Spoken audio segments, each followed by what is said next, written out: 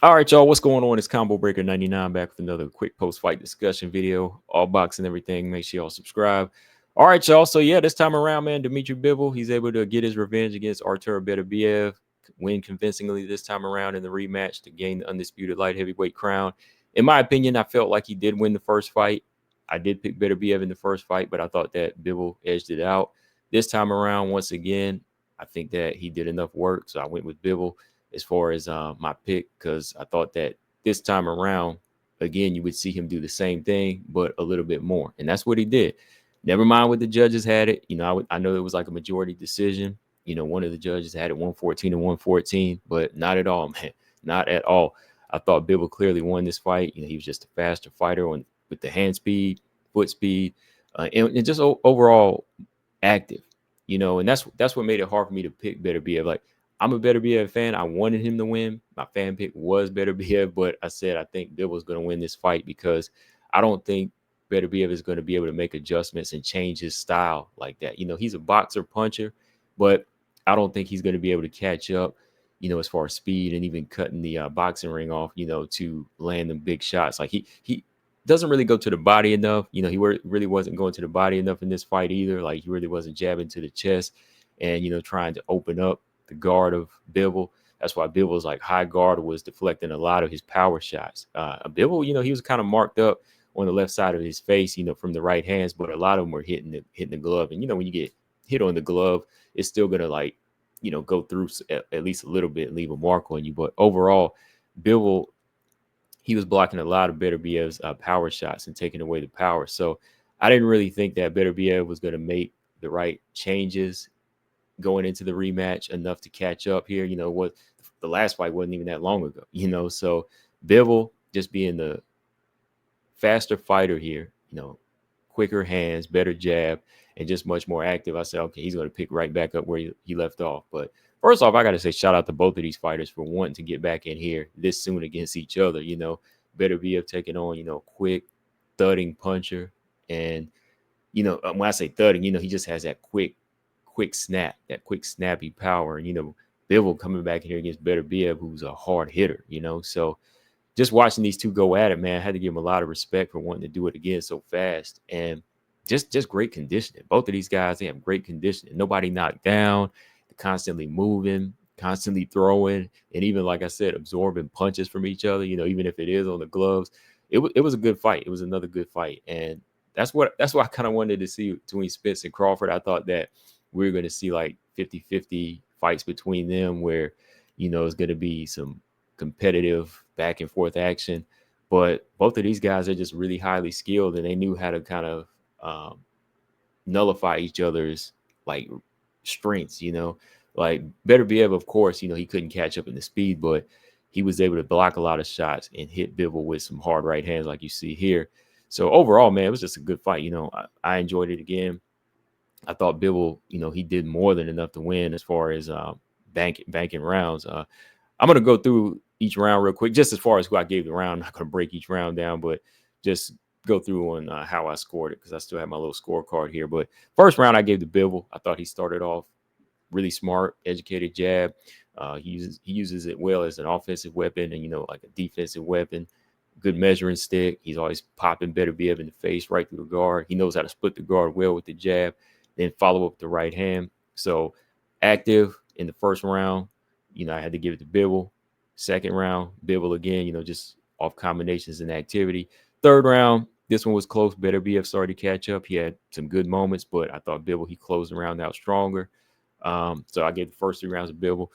Round 4 kind of changed the pace here. Beterbiev started to come on stronger. He comes storming out, stalking Bivol. Bivol kind of took the round off here. Maybe he was just kind of letting Beterbiev, gas himself out. Maybe he just saw the approach where he was, starting to be a little more offensive. So he said, all right, I'm going to let him hit the guard a little bit, wear himself out, wear his legs out. Beterbiev's already older, already like in his 40s. He's older. So that was probably in Bivol's strategy to kind of let him wear himself out. So 4 and 5, he kind of took the rounds off. Beterbiev was just kind of outboxing Bivol here. He did kind of stun Bivol, though, in the 5th round, I believe, with the right hand and kind of put him on the back foot.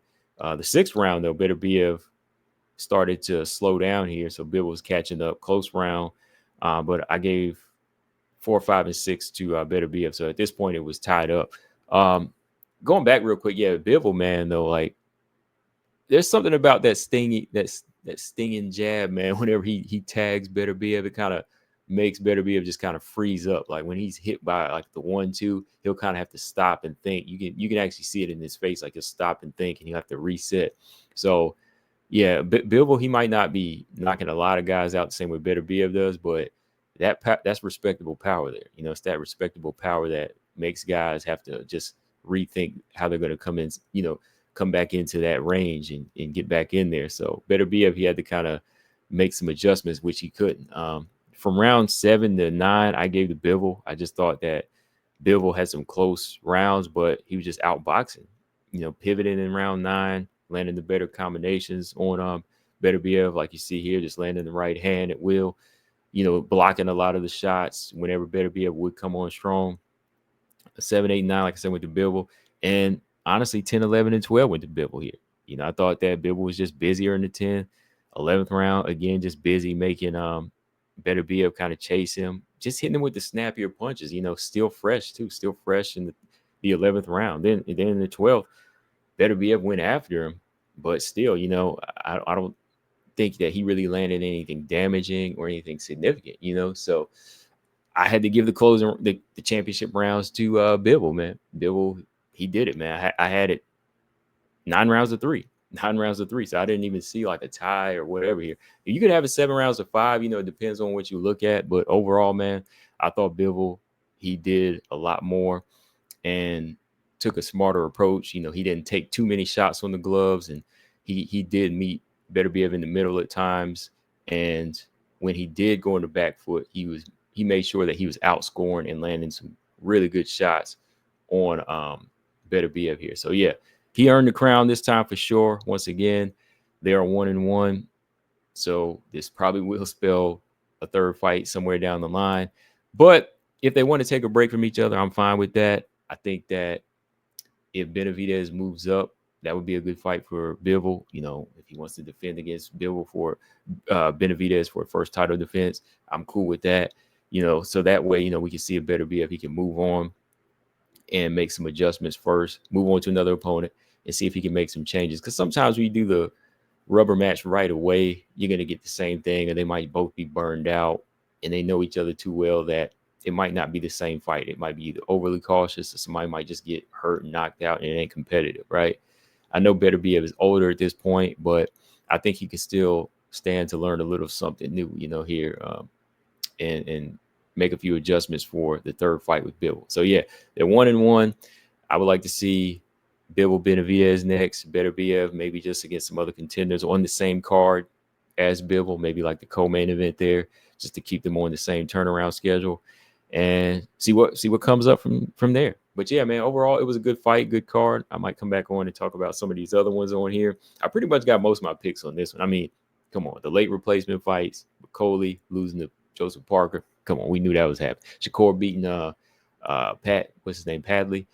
We knew them fights was gonna go that way, right? But yeah, make sure y'all subscribe though. Hit the like button if y'all want to hear some more, breakdowns of these fights and just hear a little bit of my thoughts on these performances, moving forward. But yeah, what did y'all think, man, about the fight? I thought Bivol clearly won again. Who do y'all want to see him fight next? Do you want to see the rubber match right away? Let me know in the comment section. All boxing everything. I'm out. Peace.